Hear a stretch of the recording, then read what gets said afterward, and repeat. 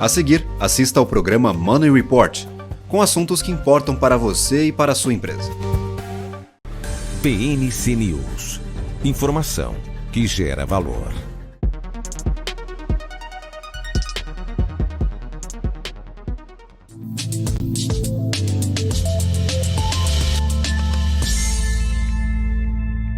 Olá a todos, bem-vindos a mais uma edição de Money Report TV aqui na BMC News. Hoje o programa é ao vivo e nós temos outra novidade. São 3 mulheres convidadas, já que estamos ainda no mês internacional das mulheres.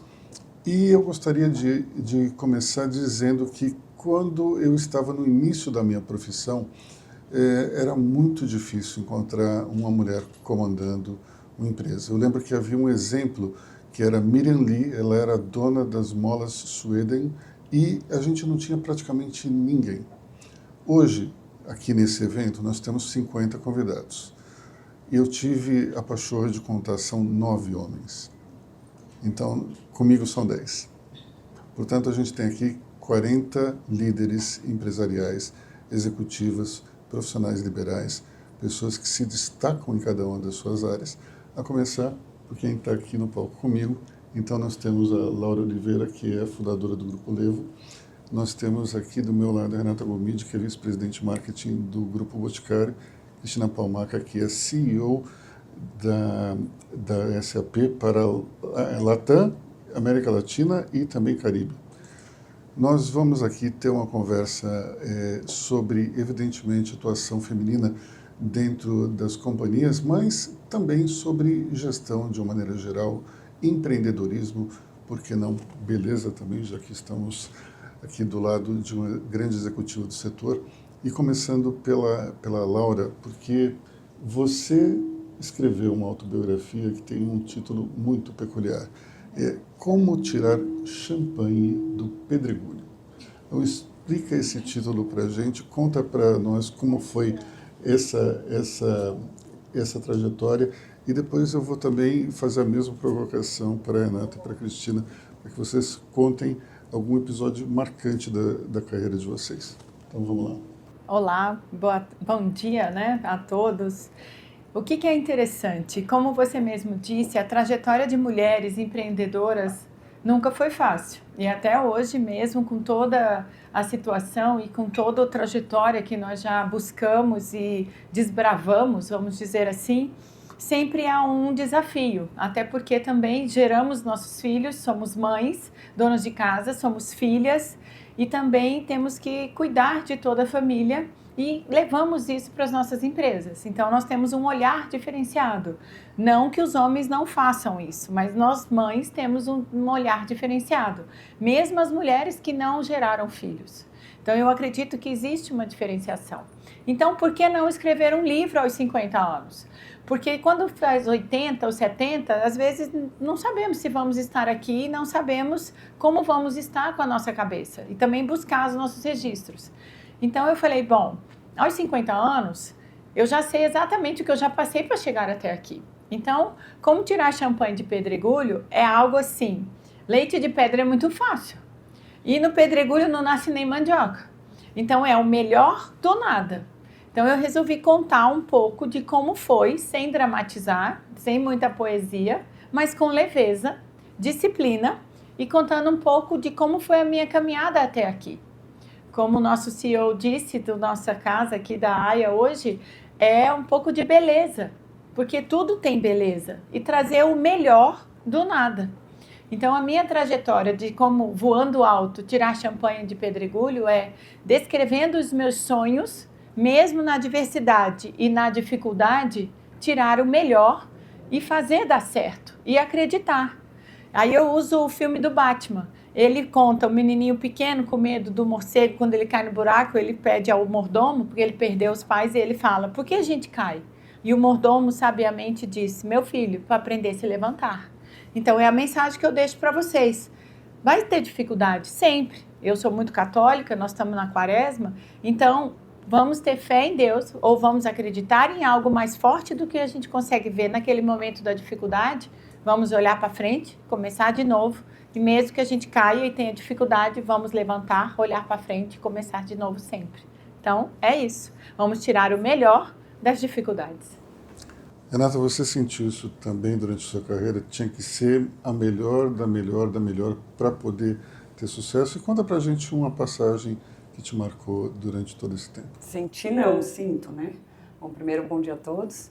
Gostei desse Tudo Tem Beleza, acho que pode ser o próximo nome do livro que a gente deveria lançar juntas aqui. Então, eu já fiquei com essa ideia aqui na cabeça. Acho que tem várias passagens super marcantes na minha vida, mas talvez a que mais me marcou foi quando eu tive minha transição para o Grupo Boticário, há 10 anos atrás. Eu trabalhei muitos anos no Grupo Pão de Açúcar, então eu tenho um super privilégio de falar que eu trabalhei em empresas brasileiras, né, líderes, empresas fortes que ajudam a transformação da sociedade. E me lembro que eu estava participando de um processo, 4 meses, eu brinco que eu fui 5 vezes na empresa e conversava, e conversava, e conversava.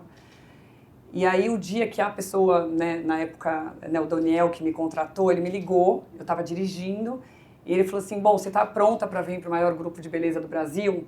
E eu tinha descoberto que eu estava grávida um dia antes.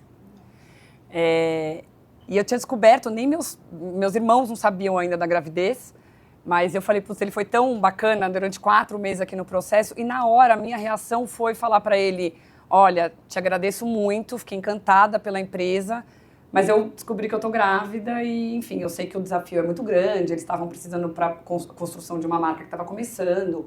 Então o Boticário soube da tua gravidez antes da sua família. Não posso nem contar que são ciúmes, porque tem isso que eu contei primeiro para uma pessoa que eu conheci há 4 meses, mas eu naquele momento eu quis ser super transparente, falar que eu estava grávida, e ele parou e falou, não, vem até aqui, essa é uma empresa, né, trabalha para as mulheres, então acho que isso diz muito sobre o grupo também, né, e fui contratada grávida. Eu falava, gente, mas eu sei vender arroz e feijão, eu vou ter que vender perfume e batom, eu não sei se eu sei fazer isso. Aí entra o tema da mulher que quer estar 150% preparada. Mas eu estava muito tranquila, queria fazer essa transição para a indústria, né? Estava muito no varejo, eu queria desenvolver produto, conhecer um pouco mais sobre a indústria. E fui, e deu muito certo, e é isso, depois tive outra filha. Então, no final do dia, a gente já está preparada, né? A gente, de fato, é muito dedicada. E eu sempre falo para os times que as mulheres precisam só um pouco mais de coragem, né? Porque tem sempre essa sombra de que a gente nunca é suficiente, né? Mas isso está na nossa mão aqui, seguir firme. Cristina.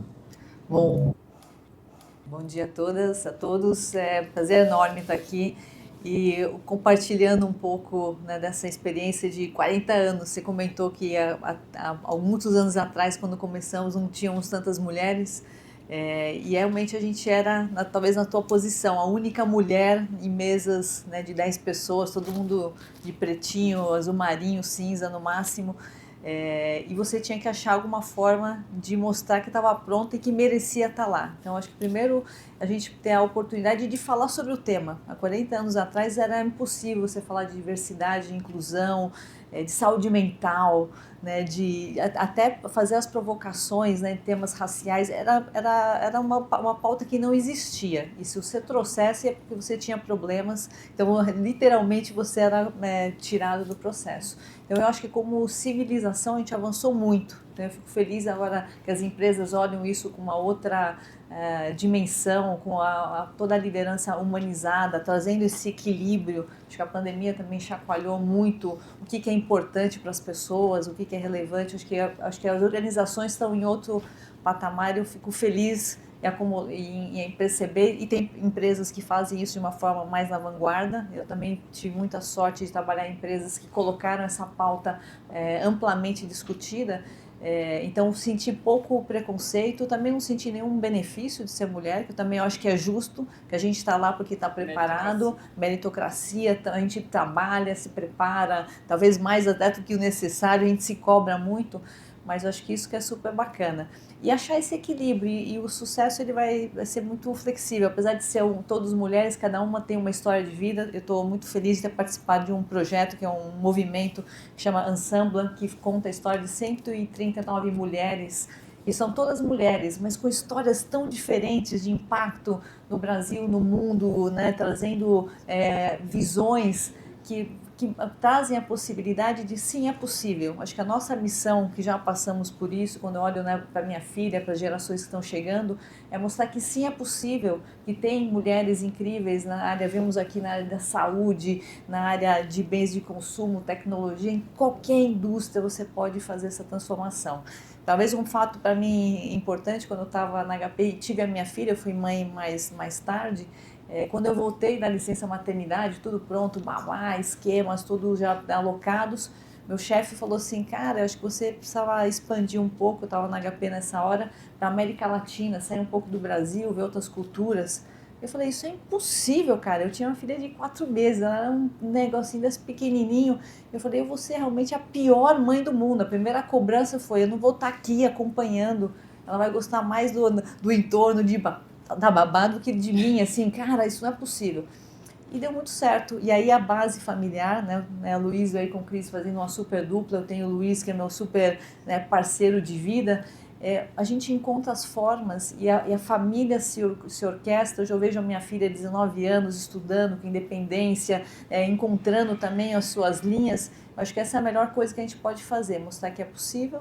Ter essa estrutura familiar ajuda muito, acho que para mim é a base, nunca foi uma coisa que eu queria abrir mão, queria fazer as duas coisas, que eu acho que é importante, mas mostrar que é possível e que existe oportunidade e correr atrás, eu acho que esse é o melhor aprendizado que eu tive nesses 40 anos, Aloysio, de vida.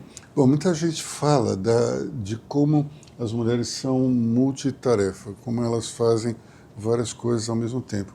Agora, a Laura levou isso ao pé da letra no grupo dela, né? Porque são várias atividades. Conta pra gente tudo que você faz dentro do Grupo Levo. Então, vou até fazer o merchan ali. Eu uso o SAP para fazer o controle. Porque... Por isso que funciona, você consegue fazer tudo funcionar, está explicado. Porque uma empresa de 3 dígitos, ela não é fácil, porque ainda mais transação McDonald's e tudo, a gente tem um controle ali das transações e a gente precisa de muita disciplina. Uma das coisas para a gente conseguir fazer esse conciliação, a gente precisa, como disse, os vários papéis, a gente precisa de disciplina, leveza e não pode ter tanta cobrança. Mas a gente precisa também ter qualidade de tempo. E esse celular aqui é uma confusãozinha na vida da gente. Ele facilita, é uma ferramenta muito boa, mas ele também domina você. Então, hoje em dia eu vejo alguns casais que, em vez de estar no restaurante curtindo, tá no celular os dois olhando, e aí, o prato tá bom? Não sei o quê, então ninguém nem presta atenção em nada. Então, você tem que ter uma certa disciplina disso, e eu aprendi isso muito cedo. Eu, apesar de ter 50, eu comecei a trabalhar aos 14, né? Então, outra realidade. Então, eu tive o propósito de correr atrás e fazer uma conciliação de vida.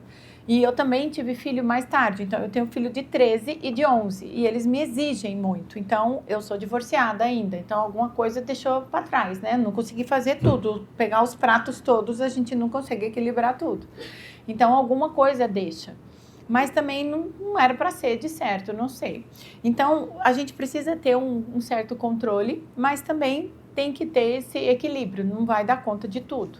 Então, para conseguir fazer, a gente precisa de um time. E esse time, é por isso que a gente é Great Place to Work, eu tenho pessoas que trabalham comigo há 28 anos. Então, são pessoas que a gente não pode abrir mão. Então, esse time, treinamento, essas tarefas, Aloysio, a gente precisa de ferramentas, de tecnologia, a gente precisa de falo que é um kit de ações.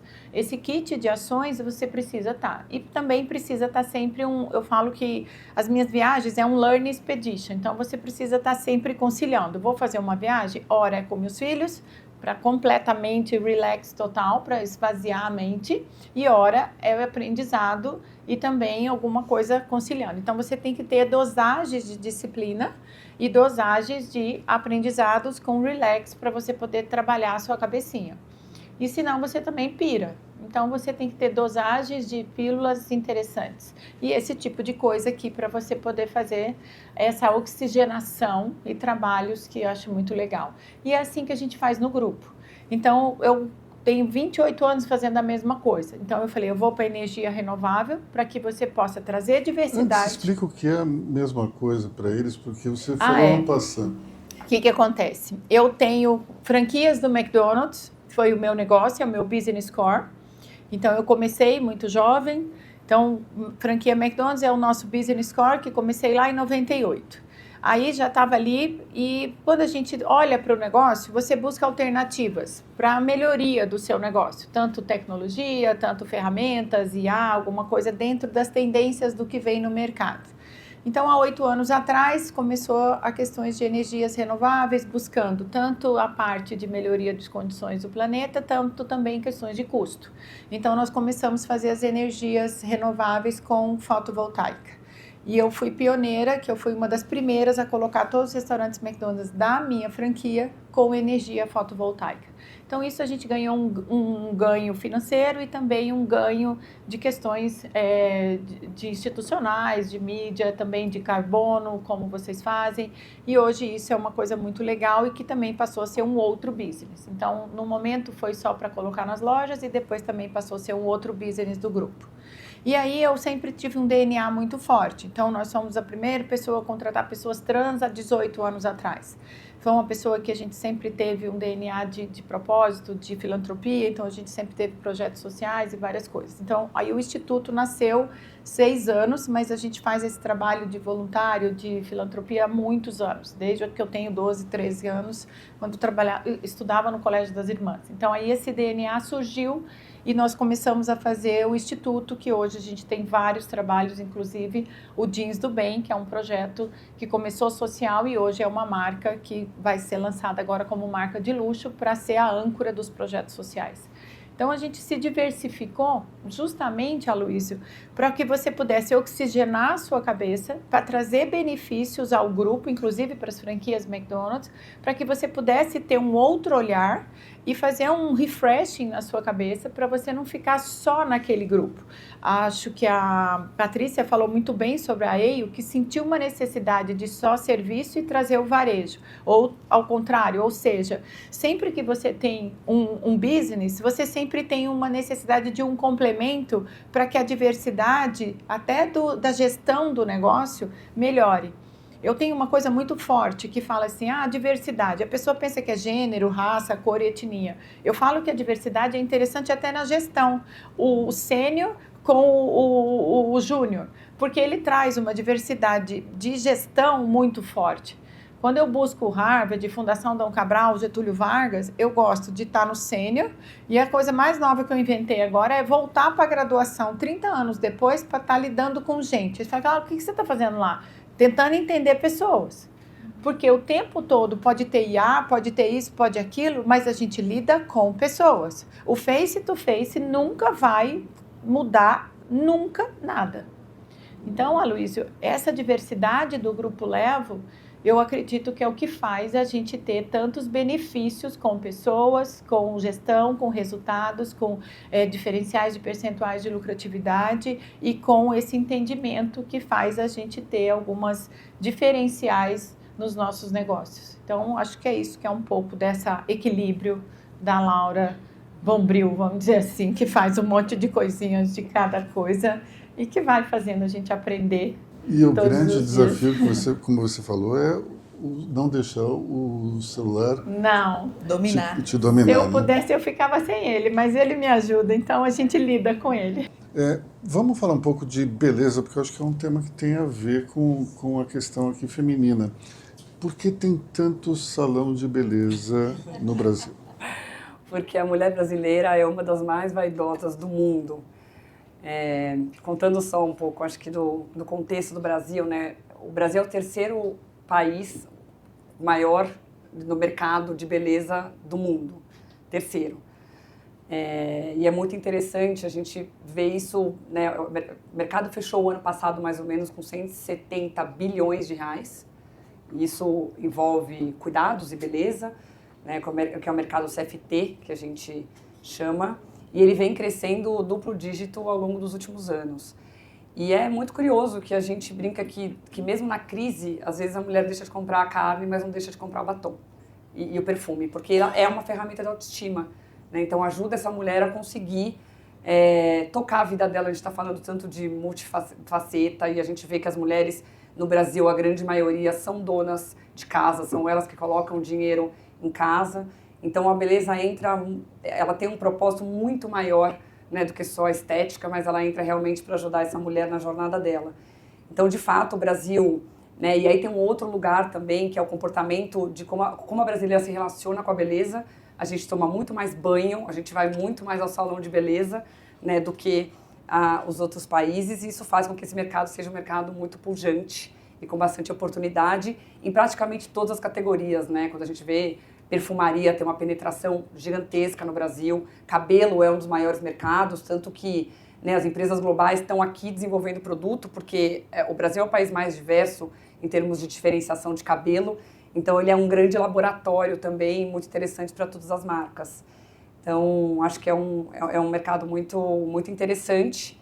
E a gente está muito feliz de estar aí, né, líder de mercado, aí junto com grandes empresas também brasileiras. Isso é muito legal. Então, é o único lugar também onde empresas brasileiras dominam o mercado. Quando você vai para fora, são empresas globais que dominam, e o Brasil são duas grandes, né? E o Grupo Boticário é uma delas. E a gente veio também acompanhando essa evolução toda do mercado. Então, há 47 anos, quando foi o Miguel construiu a marca Boticário, ele é farmacêutico, ele criou uma farmácia de formulação e aí surgiu o Boticário lá em Curitiba. Era uma marca, um canal, que era uma loja, e hoje a gente, né, o grupo tem 14 marcas, está presente em todos os canais, venda direta, marketplace, farmácias, perfumarias, e multicategoria, multimarca e multicanal. Então ele é um grande ecossistema de beleza que está a serviço das mulheres, está a serviço dos homens, desse país. Então, eu acho que realmente a beleza no Brasil é muito forte. Muitos anos atrás, eu tive a oportunidade de entrevistar o Miguel Krisner. E, apesar dele ser farmacêutico, ele tinha uma visão de marketing incrível, porque eu perguntei para ele como é que você definiria o seu produto. E ele me deu uma resposta incrível, que ele falou, o meu produto é amor em frascos. Porque todo mundo já deu uma lembrancinha do Boticário para alguém aqui, né? Então, a definição era perfeita, mas isso continua, esse espírito do amor em frascos, continua no Boticário? Continua, não sei se todo mundo sabe, o Boticário é uma empresa de capital fechado, né? É uma empresa que fechou também 30 bilhões no ano passado, mas de capital fechado. O Miguel é o fundador, né? O Arthur também foi CEO até 3 anos atrás, quando o Fernando Modé assumiu. O primeiro CEO, ele brinca que ele é o primeiro CEO demissível, possível de demissão, porque até então, né, era o Arthur. Mas os dois, eu acho que muito do sucesso do Boticário é que os dois continuam muito presentes também junto com a gente nessa construção. Então toda essa essência de entender que a beleza é muito mais, né, do que só um frasco de perfume, de fato levar amor, levar autoestima, conseguir ajudar o país, né, com essa agenda toda que a gente está falando, uma agenda importante de diversidade, de temas super estruturantes, vem disso, vem dessa essência deles, e eles estão lá no dia a dia. Por exemplo, eu estava semana passada aprovando a campanha de Dia das Mães com o Miguel.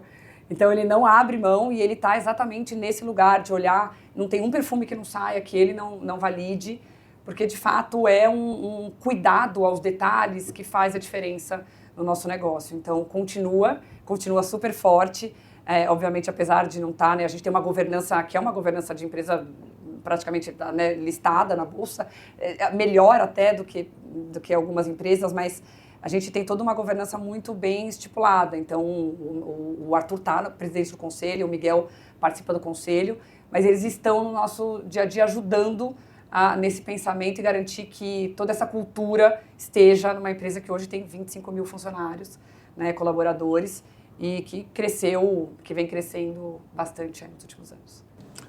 Cristina, me diz uma coisa, o mundo da tecnologia é mais clube do bolinha do que os outros ou não? Eu acho que avançou muito e tem mulheres incríveis em tecnologia, não só na América Latina, no Brasil, tem grandes líderes, se você olhar as principais hoje na região são lideradas por mulheres. Mesmo no mundo tem uma participação muito grande, ainda está talvez um percentual, porque quando a gente olha o número perfeito seria pelo menos uns 50-50, não está lá. Dentro da SAP a gente tem 35% de mulheres na composição e a América Latina está na vanguarda de mulheres de liderança quase batendo 38-39%, então é o número ideal. Talvez não, a gente sempre vai se cobrar de que deveria estar no mesmo perfil demográfico da sociedade, mas eu acho que tecnologia tem avançado muito, e o que é muito bacana quando a gente olha a tecnologia, a relevância de diversidade dentro desse composto. Porque quando a gente olha as ferramentas, AI, a Laura falou de AI, de todas as possibilidades, se você tiver organizações enviesadas, você vai gerar produtos e outcomes, os resultados dessas ferramentas que não tomam em consideração toda a sociedade que você está inserido. Então, quando a gente fala dos algoritmos, se você pegar todas as informações somente com viés, seja de gênero, seja racial, seja geracional, qualquer que seja, cultural, você vai ter um resultado que vai estar enviesado e não vai representar o correto número. Então, eu acho que as empresas estão muito abertas. Não acho que é um clube do bolinha. Há 40 anos atrás era, né, como eu comentei, era normalmente a única que estava na reunião, mas cada vez mais, não só dentro da companhia, mas dentro dos nossos clientes, né? A Laura comentou aí, né, dessa parceria que a gente tem. Eu falo, né, das coincidências, né, uma palavra que eu gosto muito, do serendipity, que fala dessas coincidências. Eu estou também no conselho do Arcos Dourados, então, que é uma outra empresa incrível, diversa, que traz esse approach, né, de eficiência, mas sempre com o lado humano muito forte. Então, acho que esse é um pouquinho a visibilidade de tecnologia. Eu acho que tem avançado. As gerações que estão entrando, tem muita mulher entrando. A gente ainda impulsiona muito o foco das mulheres e das jovens, mostrar que é possível você entrar numa carreira, né, que a gente chama do STEM, né, a parte mais, né, de ciência, tecnologia, economia, matemática. Tem muito mais gente entrando. A gente tem que garantir que a gente dê as oportunidades para elas crescerem. Acho que sempre a gente esbarra ainda muito nessa parte das posições de liderança. Esse olhar que a gente tem que continuar olhando com muito afinco para garantir as oportunidades para essas mulheres não só entrarem, mas crescerem, serem CEOs, tomarem, né, ficarem, permanecerem, impactarem, porque é uma área de grande impacto nas organizações. Bom, eu tenho a impressão que esse crescimento numérico das mulheres, ele, algum tempo daqui, digamos algumas décadas, as pessoas vão falar, mas como é que ainda tinha tão pouca gente, né? Como, por exemplo, outro dia minha filha perguntou, mas as pessoas fumavam dentro de um avião? Exato. Então, eu acho que vai parecer uma coisa tão absurda que... Você tinha que colocar metas e cotas. Vai mudar eu também os acho, parâmetros, que eu né? acho que a gente isso vai entrar, que é tão natural que as pessoas, assim, eu também levei muito tempo para começar a tomar foco no assunto. É porque eu tenho 2 irmãos, meu pai sempre foi muito aberto, eu sempre achava que eu estava lá por mérito. Se eu era a única mulher, eu sempre olhei o lado positivo, né? Porque quando você distribuía cartão, agora não fazemos mais isso, né? Então tinha lá o Aloysio, o Paulo, o Edson, etc. E só tinha a Cristina. É muito mais fácil de a pessoa saber quem era dentro de uma mesa de reunião. Eu sempre tentei levar com bom humor, né? Como é que a gente podia se virar dentro de situações assim. Então, eu acho que assim, e a gente olha para trás agora, tem coisas que não fazem mais sentido. Então, mas ainda é importante olhar, avaliar e dar luz, porque não está tudo resolvido, não está tudo resolvido em todas as empresas, mas eu acho que espero que muito em breve a gente não tenha que seja mais uma coisa natural, e a gente olhar, né, os analíticos, você fez aqui, eu também faço analítico, quando tem apresentações, quando tem eventos, quando estou em reunião, para ver se aquela organização de verdade está levando o tema só no PowerPoint, da missão, ou está vivendo isso no dia a dia. Acho que isso é o mais importante.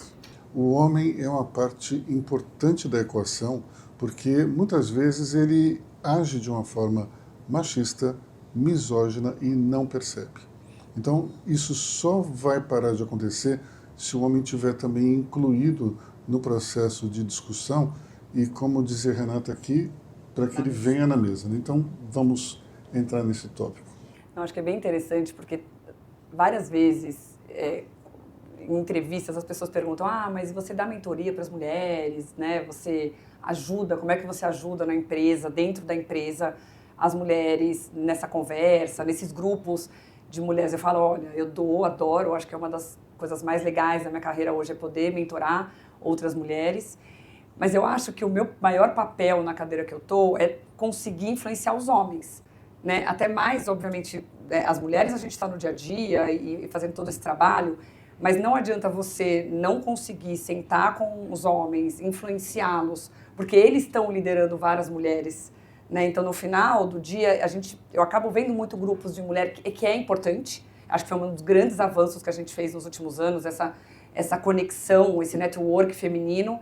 Mas se você está dentro de uma empresa, você não consegue influenciar os seus pares, provavelmente a empresa não vai conseguir ter a evolução que ela precisa. E aí quem está do lado precisa ajudar. Então, eu acho que é fundamental eu gosto muito, né, do modelo, acho que a Cris fala bastante sobre isso, dessa união do homem e da mulher para o sucesso dessas agendas que a gente quer tanto que aconteça.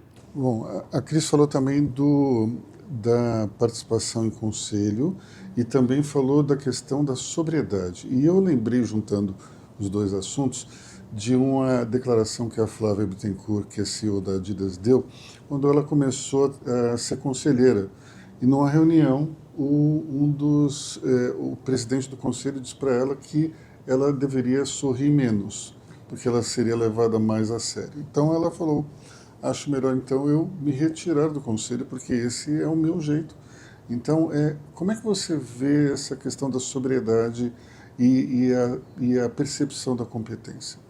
Eu acho que a gente não pode confundir, né, a informalidade com falta de preparo e vice-versa, né? Acho que a gente traz leveza, eu sempre trago pitadas de bom humor, mas sempre dentro de um aspecto, obviamente, né, corporativo, nos conselhos. Eu estou nos conselhos, né, que eu participo, hoje eu estou no Arcos Dourados, Eurofarma e na CIA. Estou fazendo uma transição de carreira depois de 40 anos no mercado corporativo para me dedicar para isso e outros projetos que eu tenho pensado e me estruturado. E eu acho que o conselho tem um papel fundamental de também ser um guardião da cultura das organizações. E se a cultura não reflete isso no dia a dia, a gente comentou um pouco, não adianta ter a missão na parede, você não vê isso no dia a dia. E uma das coisas que eu tenho focado nas atividades de conselho é estar no comitê de pessoas. Então, tanto na CEA como na Eurofarma, eu estou no comitê de pessoas e ESG, que é aí que você consegue influenciar, porque tem uma nova atividade quando você é conselheiro, diferente de você estar à frente da operação. Então, tem toda uma preparação até própria, né, de quais são as competências que você tem e articula dentro de um conselho, com muito mais conexões, com muito mais decisões colegiadas. Você não está lá na frente da operação. E aí, uma das minhas estratégias foi estar também no comitê de pessoas. Primeiro, que eu adoro, é um tema que me apaixona, ver o desenvolvimento das pessoas, como é que a gente impacta, como é que a gente coloca as competências corretas. E no comitê, sim, a gente discute muito metas, planos de sucessão, se os planos de sucessão estão considerando que as mulheres estão se preparando para tomar, né, posições que vão avançando, e com toda a preparação e sobriedade. Sorrir ou não sorrir não define a sua competência, né? Cada um vai ter seu estilo, são pessoas que são mais articuladas, pessoas que falam menos, mas que são precisas, né, e são cirúrgicas no comentário.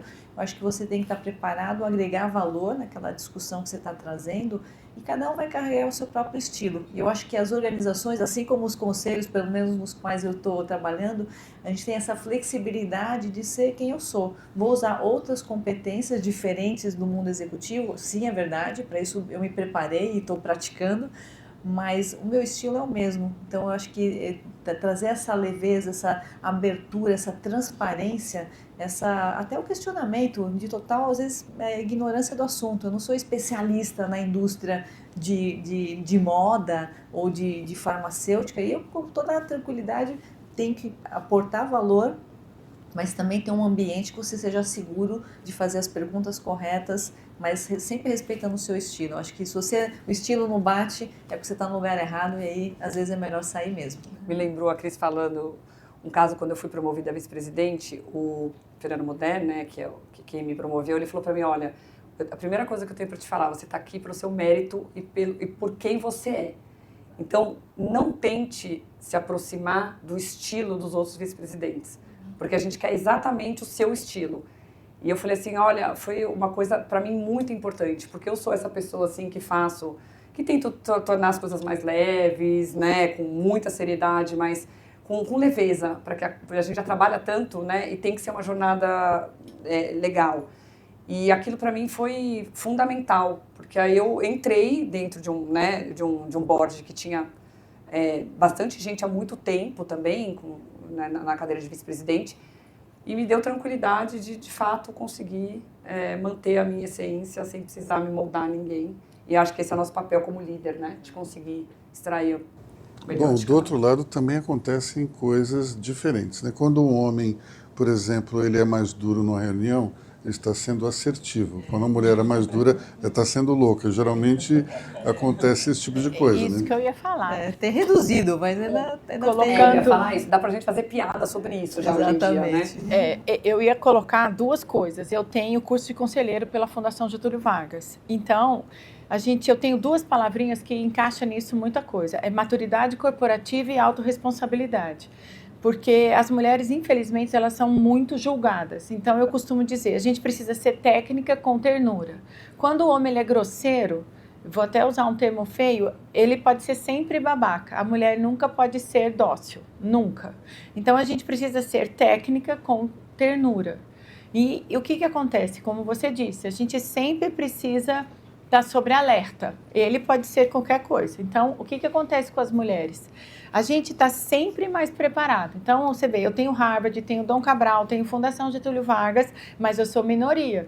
Mas não adianta. Então, o que acontece? Não use essa bandeira. Você precisa ser precisa, técnica, você vai sempre olhar para a autorresponsabilidade, vai ter maturidade corporativa e vai trazer resultado. Ponto. Se você for assertiva, tá tudo bem, Aloysio. E tá tudo bem sempre. Não importa o que vem. Então, eu penso o seguinte, em toda a minha jornada, como você disse, Cris, não importa. Faça o seu, faça de forma com o seu estilo, olhe para frente. Por isso que eu falo que a gente voa alto, tirando champanhe de pedregulho. E pronto, o resto não importa. Para todo mundo que está aqui, eu tenho certeza, tanto homens como mulheres, nós vamos sempre conversar com os nossos pares. Voltando no nosso assunto, o que eu faço? A gente vai estar sempre treinando os homens, porque às vezes eles não percebem. Então, o que eu vejo hoje? Hoje eu tenho, dentro da empresa, pessoas de 28 anos, de 25 anos. E hoje a gente tem toda essa diversidade de gestão que, se a gente tiver pluralidade, vou pegar a palavra da Cris, dá certo. Então, por exemplo, quando eu quero dar um prêmio e precisa dar 10 dias de férias ou de licença para uma parceira mulher, eu vou ligar lá para o presidente, o CEO lá da outra empresa, que o meu parceiro vai ser o esposo dela, e vou falar com ele, falo, escuta, libera, dá uma licença não remunerada. Então, o que eu vou fazer? Eu vou ser técnica. Escuta, eu vou encaminhar uma carta dizendo que a minha diretora recebeu um prêmio de 10 dias e ela vai ficar 10 dias em Nova York. Então, será que o CEO da empresa que o esposo dela trabalha pode dar 10 dias de licença não remunerada, organizar as férias? Eu não vou ficar de mimimi. Eu vou ser prática, pragmática. Eu vou resolver. Se não puder, eu vou mudar. Eu vou ser facilitadora. Então, eu vou mudar os dias do meu prêmio e vou fazer de acordo com o CEO da outra empresa faz. Então, eu acho que hoje em dia a gente precisa ser facilitador. Quando você trabalha de uma maneira técnica, facilitador, organizando, trabalhando os seus pares, a gente cria conexões fantásticas. É aquela história, gentileza gera gentileza. Então, vamos ser facilitadores, vamos ser técnicos, com ternura, vamos organizar as coisas e preparar os nossos pares, preparar as nossas organizações para entender o que realmente importa e fazer acontecer de forma diferenciada, quebrando paradigmas e trazendo o que principalmente precisa dentro da demanda de hoje. Então, eu tenho uma cabeça completamente diferente. Então, quando você visita China, visita Singapura, você vai para o Vale do Silício, vai para os grandes centros, você começa a ver uma maneira de facilitar a vida das pessoas. Não criar situações ou ficar dando ênfase a situações complicadas. Então, eu saio pela tangente. E é isso que eu busco hoje, sabe? Estudar a cabecinha das pessoas e buscar ouvir. Eu tenho uma coisa comigo, quando você escuta realmente, você não vai conseguir atender tudo, mas você vai ter uma situação muito diferenciada, ouvindo as coisas e trazendo conexões facilitadoras. Agora vamos contar com a participação especial de um debatedor que é o CEO da AIA Partners, Edson Igo. Edson, por favor. Obrigado, Aloysio, Cristina, Renata, Laura, parabéns, que histórias lindas e bacanas. Quando eu recebi o convite, né, para fazer uma pergunta, eu fiquei pensando, será que eu tenho lugar de fala para essa... Né? Ou nem roupa eu tenho para isso, né, como dizia o outro. Mas, tirando a brincadeira de lado, eu estou há um mês na AIA, né? Então, ainda estou começando aqui a minha jornada aqui na AIA e, invariavelmente, eu tenho que remeter ao que eu estava fazendo na Danone, né? Então, só rapidinho, assim, quando eu ouço vocês, eu trago muita coisa, assim, né? Um revival da minha gestão na Danone, e eu fiz várias fusões, né? De 4 divisões da Danone, eu acabei ficando com uma e responsável por tudo, né? E nessa jornada, muita coisa passou nessa conversa, né? Do gênero, né? E, para minha sorte, toda essa conversa, Cristina, de gênero, para mim era tão natural que quando vinha, né, a gente tinha uma área de diversidade, e equidade e inclusão que eu criei, quando eles traziam isso, mas a gente ainda está nisso, né? E não tinha como, né? Era um tema que a gente tinha que endereçar, né? Então, assim, só algumas coisas, né? Que 60% da Danone é do sexo feminino. Então, a questão do gênero, na base, estava tudo ok. Meu desafio era, cada vez que você subia, a gente tinha menos mulheres, né? Então, a minha diretoria tinha 20% de mulheres. E eu era cobrado disso. Eu falava, gente, eu herdei isso, né? Porque eu acabei fazendo fusões e, no processo de fusão, a gente acaba tendo que ficar com algumas pessoas. Vocês entendem muito bem disso. E eu falei, olha, eu prometo que a gente vai mudar, mas vai ser por mérito e porque elas realmente merecem estar lá. E não é essa coisa da meritocracia no sentido negativo, mas porque eu acho que é o lado bom, né, da situação. A gente também implementou a questão da política parental, né? Então, a mulher tinha 6 meses de licença maternidade, para o marido também a gente dava licença não remunerada, porque tinha que fazer esse combinado.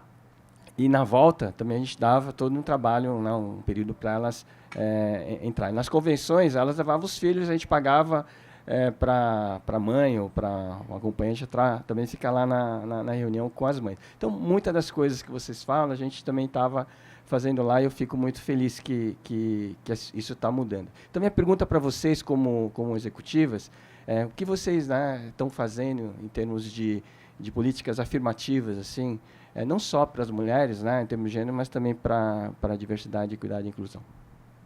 Bom, posso começar aí. A gente começou... Primeiro você tem que medir. Para você ver resultado, evolução, você tem que medir o que você está fazendo. A gente criou, em algum momento, por isso que depois algumas coisas elas foram dropando, mas no momento que eu peguei a América Latina, falei, nossa, a gente tem bastante mulher, é incrível, estou eu aqui, eu tinha, né, a minha sucessora foi mulher, falei, a gente está muito bom. E aí chamei a minha pessoa de RH e a gente foi vendo que na evolução dos anos não mudava. Pareciam aqueles gráficos, né, de quando você morreu, está tudo uma reta lá. Era um número razoavelmente alto, era acima de 30%, mas não saía daquele valor. Falei, o que a gente precisa fazer para mudar isso? E a gente começou sim a colocar para novas possibilidades, promoções, iam ser mulheres. Mas não era só para ser mulher, a gente ia fazer, né, tinha que ter finalista, e se não tivesse encontrado pela competência ou pelo perfil, aí sim a gente tinha um painel que era eu, meu RH, meu CEO, que a gente ia avaliar se realmente, tentamos e não deu certo. E teve uma das posições bem técnicas, aí o pessoal veio e falou, não, realmente não tem mulher. Mas tinha que ter uma capacidade lá de, já não sei o nome lá, tinha que, sei lá, XPTO, tinha que saber, tinha que conhecer.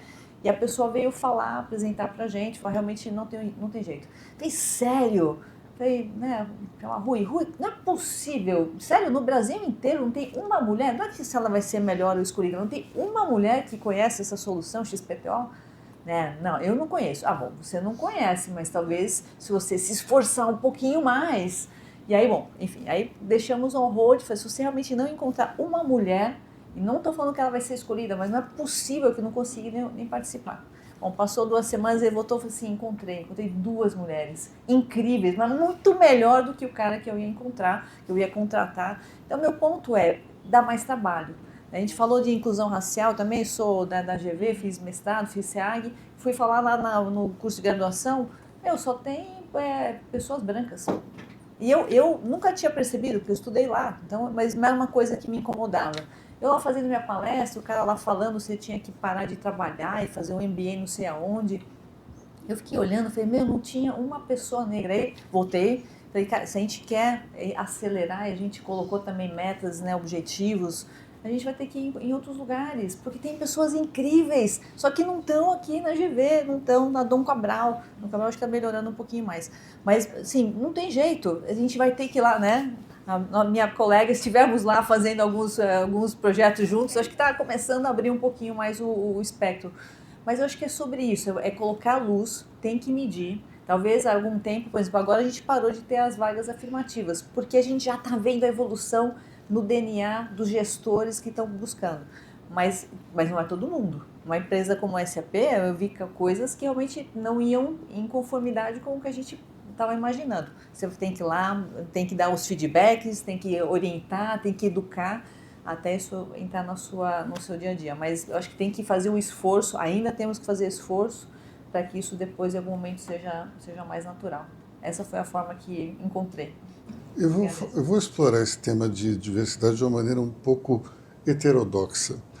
Laura, recentemente, uma empreendedora chamada Natália Beauty escreveu um artigo muito interessante que ela dizia o seguinte: o feminismo ele funciona muito para as mulheres que têm um discurso de esquerda, mas para quem tem um discurso de direita como ela, a sororidade não é tão forte assim. Então, como é que você vê essa questão? O feminismo ele deveria, em tese, abranger todas as linhas ideológicas, não? Bom, essa pergunta para mim ela é muito tranquila, porque eu tenho um DNA diferenciado. Não que eu seja melhor do que ninguém, mas eu, antes de letrinha ESG e antes de LGBTQIA+, eu tenho muitos amigos trans, negros, gays, eu não tenho problema nenhum com essa situação. Então, direita ou esquerda, para mim, tanto faz. E eu gosto de pessoas. Você tem na família um deputado que foi muito importante, que exatamente, é o Dante Oliveira. Que ele era de esquerda, porque quem era naquela época pegava um megafone, subia na praça, que era do PCdoB, né, daquela época, depois que ele ficou do chique, do PSDB, PMDB, aí que foi ficando melhorando, que agora também já está voltando tudo para trás. Então, assim, o negócio político é meio complicado. Eu, hoje em dia, sou apolítica. Eu gosto que eu falo, nunca vou ser o rei, eu vou ser amigo do rei, porque é mais fácil, menos complicado. Mas o que eu falo é o seguinte, eu sou uma filântropa, então eu gosto de políticas sociais. Quem precisa fazer políticas sociais não tem partido político. Então, o que acontece? Por isso que eu falo que eu não me julgo feminista, eu me julgo uma pessoa realista. Eu preciso cuidar da base. Quem cuida da base não tem o privilégio de ver partido político. Então, por isso que eu falo, eu sou uma pessoa hoje que trabalho, minhas lojas são na periferia, só que muito antes disso, eu gosto de cuidar da base, Luiz. Então, por exemplo, eu contrato pessoas. Uma pessoa que há 18 anos contrata trans, eu tenho 68% de negros e pardos, 63% de mulheres. Eu tenho 8% de trans. Esses números, para mim, são lindos, uma empresa de médio porte. Então, assim, eu tenho 585 funcionários, eu sou uma empresa média. Eu sou Great Place to Work 5 vezes primeiro lugar Brasil no varejo. Então, assim, quando ele fez essa pergunta, o meu DNA já mostra isso, porque eu venho de uma família classe média, mas aonde eu faço trabalho voluntário desde os 12 anos de um colégio de irmã. Eu fazia sopão para engraxate. Eu tenho 51, 52 anos. Então, assim, o que eu tentei fazer? Uma utopia nos anos 90 de trazer para a minha empresa uma diversidade. Então, por exemplo, eu já namorei 2 pessoas negras, eu convivo com pessoas negras, minha cabeleireira é uma grande amiga que é trans, que é a Giovana, uma menina que eu gosto muito. Então, eu sou uma pessoa diferenciada, porque além de eu empregá-las, eu tenho convivência social. Então, que é uma coisa distinta. Uma coisa é você empregar e viver com essa pessoa ou dar oportunidade. Outra coisa é você conviver no seu convívio social. Eu já me relacionei com uma pessoa de cor, que já era uma coisa de segregação. Então, eu sou um pouco diferente. Então, o que eu vejo? Voltando para a pergunta, o que eu faço? Boas práticas. Então, nós temos A pessoa que tem o cargo mais alto na empresa é negra, mãe solteira e é a pessoa que tem MBA e que tem tudo. Então, nós fazemos práticas de pagar a faculdade por meritocracia, independente de raça, cor, etnia. Nós temos licença paternidade de 30 dias para os homens. Nós temos relações homoafetivas, a gente dá também kit fralda e tudo. Então, nós temos questões muito sérias registradas, independente de etnias, raça ou cor ou diversidades. Então, nós temos políticas muito bem registradas na empresa há mais de 20 anos. Então, nós somos um exemplo Brasil e somos premiados por isso. Nós somos signatários ONU desde 2008, se eu não me engano. Então, eu sou uma pessoa que eu inspiro as outras pessoas. Então, isso é muito legal e eu fico muito feliz. Quando a Dom Cabral chegou na minha empresa, ela falou assim, até quando você vai ficar guardando isso nas gavetas? Nós temos que botar isso para colocar. Eu falei, eu nem sabia que isso era diferente. Então, eu fui ao contrário. Por exemplo, eu mudei meus banheiros para cabines individuais há 15 anos atrás. Porque eu tinha o Joaquim que virou Maria, a Maria que virou Joaquim, e ele falou, qual banheiro eu uso? Aí, no primeiro momento, eu joguei isso para o shopping. No segundo momento, eu não sabia como resolver. Aí eu falei, eu não acho certo eu não resolver isso. Então, tá no meu DNA. Então, isso eu faço de uma maneira muito natural, muito genuína. Eu criei os comitês de diversidades, eu treinei as minhas pessoas, eu fui aprender no site da ONU, eu fui aprender como é que fazia isso para eu poder lidar com as pessoas, com as diversidades. Então, eu sou muito tranquila e muito confortável com tudo isso. Bom, Laura, parabéns pela tua posição, mas infelizmente a gente tem que encerrar o nosso programa. A conversa está ótima, mas a gente tem que parar por aqui. Antes de finalizar, porém, eu queria só falar uma coisa para todo mundo que está aqui. Embora ainda tenha um caminho muito longo pela frente, todas essas conquistas de décadas para cá são importantíssimas se a gente pensar que em 1962 ainda as mulheres não podiam trabalhar sem autorização do marido. Não podiam viajar e também não podiam vender ou adquirir móveis. Isso acabou em 1962 por obra de uma deputada, que aliás era a única no Congresso, chamada Carlota Pereira de Queiroz. Então, a gente está finalizando aqui o nosso programa agora, com essa homenagem a essa deputada que nos deixou há algumas décadas, mas ela foi importantíssima para a questão feminina aqui no Brasil. Muito obrigado pela audiência e até quinta-feira aqui na BMC News.